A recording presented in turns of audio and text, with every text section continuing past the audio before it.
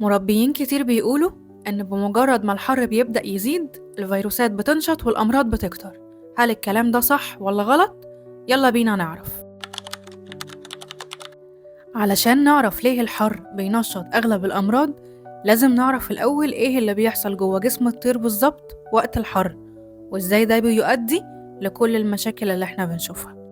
بداية المشكلة بتبقى من هرمونات الإجهاد، ده لأنه مع ارتفاع الحرارة الجسم بيبدأ يفرز الكورتيكوستيرون، وده أحد هرمونات الإجهاد. وفسيولوجيا بقى الهرمون ده بيشتغل عكس نشاط الجهاز المناعي، لأنه بيقلل من انقسام الخلايا المناعية وبيقلل كمان من إنتاج الأجسام المناعية.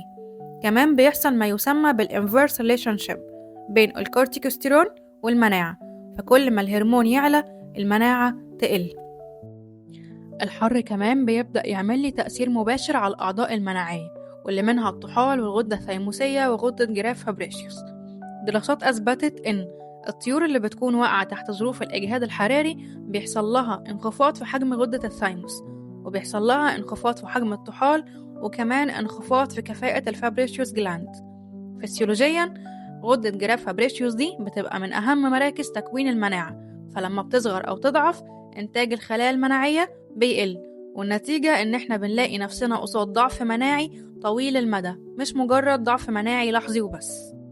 الحر كمان بيوصلنا لمرحلة الإجهاد التأكسدي الأكسيداتيف ستريس، وده بدوره بينشط الفري راديكالز، واللي بتخلي إنه يحصل تدمير في الخلايا المناعية وأكسدة في الدهون اللي في جدار الخلايا وخلل في نشاط الإنزيمات، وبالتالي نلاقي نفسنا قصاد حالة من تلف الأنسجة والمناعة الضعيفة.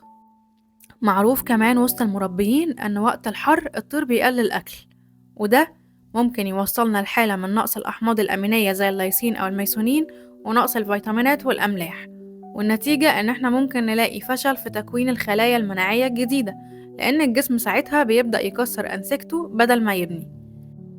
الحر كمان بيأثر لي بشكل كبير جدا على إنتاج الأجسام المناعية من الخلايا المناعية، فبنلاقي إن ال IgM وال IgG بيبدأوا إن يحصل فيهم خلل.